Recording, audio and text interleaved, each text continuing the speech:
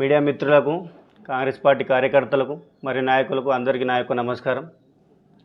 ముఖ్యంగా ఈరోజు మీడియా సమావేశం ఏర్పరచడానికి ముఖ్య ఉద్దేశం ఏంటంటే, ఇప్పటి వరకు నారాయణ ఖేడ్కి అనేక రకాలుగా ఎన్నో సంవత్సరాల నుంచి కాంగ్రెస్ పార్టీ నుంచి ఇక్కడ సేవలు అందించారు. కిష్టారెడ్డి కుటుంబం కానీ, మరి సురేష్ శెట్కర్ కుటుంబం కానీ. అయినప్పటికీ ఇప్పటి వరకు వెనుకబడ్డ ప్రాంతానికి నారాయణఖేడ్ నియోజకవర్గానికి మంత్రి పదవి ఇవ్వలేదు. కాబట్టి తెలంగాణ రాష్ట్రం ఏర్పడ్డది కాబట్టి ఏర్పడడానికి ముఖ్య ఉద్దేశం కాంగ్రెస్ పార్టీ.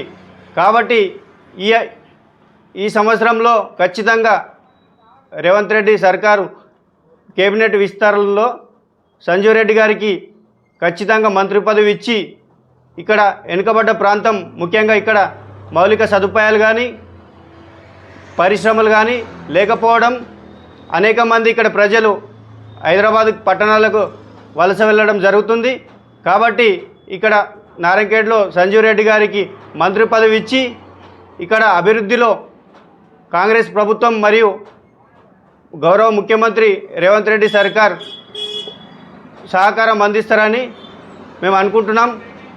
రేవంత్ రెడ్డి సొంత నియోజకవర్గమైన కొడంగల్ కానీ, ఇక్కడ నారాయణఖేడ్ కానీ, ఇక్కడ కర్ణాటక బార్డర్కి సంబంధించిన నియోజకవర్గాలు కాబట్టి ఇవి అనేక రకాలుగా గత దశాబ్దాలుగా ఇవి వెనుకబడ్డ ప్రాంతాలు.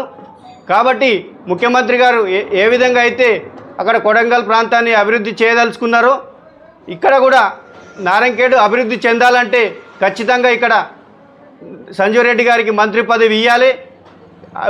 మొన్న పార్లమెంట్ ఎన్నికల్లో భాగంగా సంజీవ్ రెడ్డి గారు మాట ఇవ్వడం జరిగింది. తనకు వచ్చిన మెజార్టీలో ఖచ్చితంగా 3 వంతు భాగాలుగా మెజార్టీ ఇచ్చి పార్లమెంటు ఎన్నికలు ఖచ్చితంగా ఇక్కడ గెలిపించుకొస్తామని సంజీవ్ రెడ్డి గారు మాట ఇవ్వడం జరిగింది. ఇచ్చిన మాట ఖచ్చితంగా నిలబెట్టుకున్నారు.